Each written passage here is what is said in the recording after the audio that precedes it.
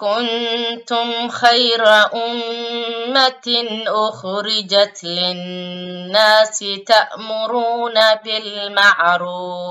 تأمرون بالمعروف وتنهون عن المنكر وتؤمنون بالله. wuxuu Allah subxaana wa tacaala inagu tilmaamay ummad kuwii ugu khayr badnaa inaan nahay. waxaana ugu khayr badnaanay ma ahan midab, ma ahan qabiil, ma aha qowmiyad, mana aha mansab. ilaahay subxaana wa tacaala 3 tilmaamood ayuu yiri waad uga khayr badan tihiin markii aad ku sifowdaan inaad noqotaan kuwa ta'muruuna bilmacruuf, amraya dadka wanaaga oo wanaaga u sheegaya, watanhawna canil munkar, reebayana xumaha oo dadka wax ka reebaya wax walba oo xun, watu'minuuna billah, ilaahay kaligiisna aad rumaysaan. wanaaga oo dadka amartaan, xumaanta oo dadka ka reebtaan, iyo Allah oo rumaysaan.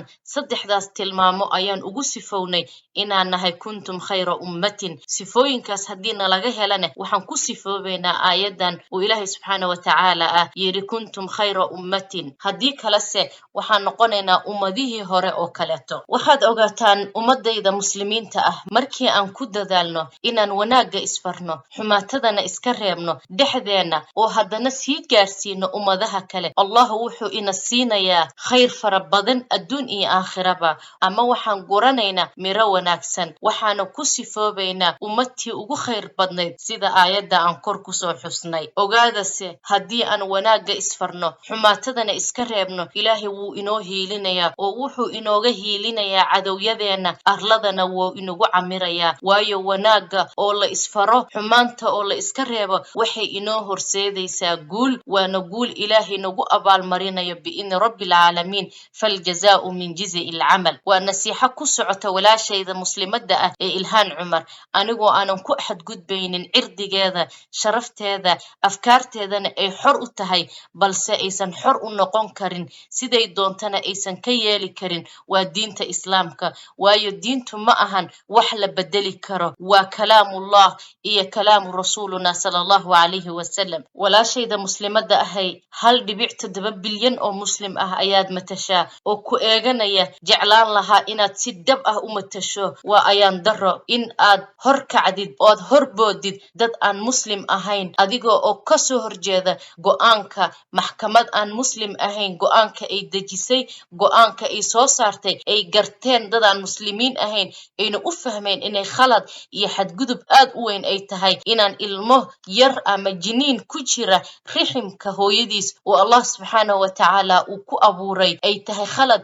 diinta islaamka ahna isagoo Allah kula hadlaya gabaryahay muslimadda walaa taqtuluu awlaadakum khashyata imlaaqin naxnu narzuquhum wa iyaakum inna qatlahum kaana khit'an kabiira. hadilinina ilmihiina idinkoo ka cabsanaya khashyata imlaaqin, yacni idinkoo ka cabsanaya gaajo iyo fakhri, anagaa idin arsaaqayna idinka iyo iyagaba. dilkooduna waa khad'an kabiira, waa gaf, waa khalad aad u weyn. rabbigii ku yiri miyaad adigu horboodaysaa dad aan muslim ahayn oo dhahaysaa maantay waxay gabadhu xor u tahay jirkeeda, waxay xor u tahay hadalkeeda, waxay xor u tahay wax walba. dabcan xor waad u noqon kartaa wax walba, laakiin waxaad ogaataa wax walba uu ilaahay ku yiri ha samayn waa wax adiga dan kuugu jirto. ogowse inaadan bayaaminaynin oo aadan hor kacaynin in ilmo keliya lasoo tuure, ay baaqaagu iyo fariintaadu ay tahay inay gabdhaha muslimaadka ay ku dhiiradaan inay zina sameeyaan. zinadaas ka gadaalne ay u fududaanayso gabar walba oo muslimad inay jinsiyaday doonta ha ahaato inay ilmaha iska soo tuurto, ilmaha iska soo xaaqdo. gabdhahaas yaryar oo qurbaha ku dhashay oo diintooda aan si fiican u fahansanayn, aqoon aan u lahayn, markay arkaan gabar muslimada oo ku jirta xubin ka baarlamaanka Mareykanka ayaa saa ku doodaysa maxkamad gaala kaga soo horjeeday, maxay aaminayaan dhalinyaradaas yaryar ee aan diintooda si wanaagsan u aqoonayn? soo ma aaminayaan inay tahay wax la samayn karo oo caadiya intay zina ku dhacaan inay haddana sameeyaan inay ilmihii iska soo xaaqaan. walaashayda muslimadda ah, allah subxaana wa tacaala ayaa nebi maxamed ku yidhi yaa ayuha nabiyu idaa jaa'aka almu'minaatu yubaayicnaka anlaa yushrikna billahi shay-an walaa yasriqna walaa yazniina walaa yaqtulna awlaadahunna. labada shay aan ka faa'iidayna aayadan ayaa ah walaa yazniina walaa yaqtulna awlaadahunna, inaydan sinaysanin, aysan ilmihiina dilin.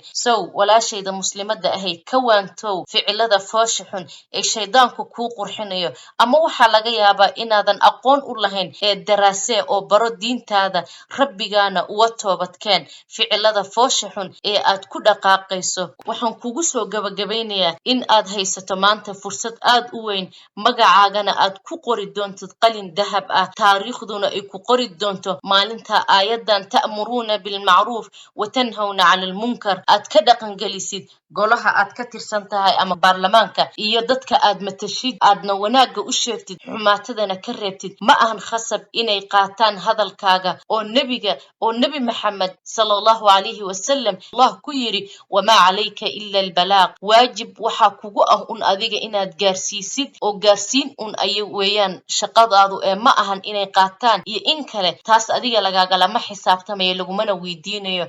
suubanaheena sala allahu calayhi wasalamna wuxuu nagu leeyahay annaga balliquunii walow kaana aaya, war ummadayda aayadba ha ahaatee iga gaarsiiya, adiga waajibkaaga gudo oo gaarsii, oo waxa xun u sheeg inay wax xun tahay oo wax khalad ah, bini'aadantinimadana ay ka baxsan tahay. faljazaau min jizi ilcamal, allahna wuu ku abaalmarin doonaa, wuuna heli doontaa adduunya aakhira wanaaga aad maanta shaqaysatid. waxaan walaalahayga muslimiinta ah ugu soo gabagabaynayaa waltakun minkum ummatun yadcuuna ila alkhayri waya'muruuna bilmacruufi wayanhawna cani almunkar waulaa'ika hum lmuflixuun. ha ahaato idinka, waltakun minkum, ha ahaato idinka xaggiina ummatun ummad, yadcuuna ummadaasoo ugu yeeraya ila alkhayri dadka khayrka, waya'muruuna bilmacruuf faraya macruufka iyo wanaagga, wayanhawna cani almunkar xumaatadana reebaya, waulaa'ika hum lmuflixuun, kuwaas ayaana ah kuwa liibaanay oo liibaantu ay u sugnaatay. culimmadu waltakun minkumkaas qof walba ilaahay intuu baray ayuu kala xisaabtamaya.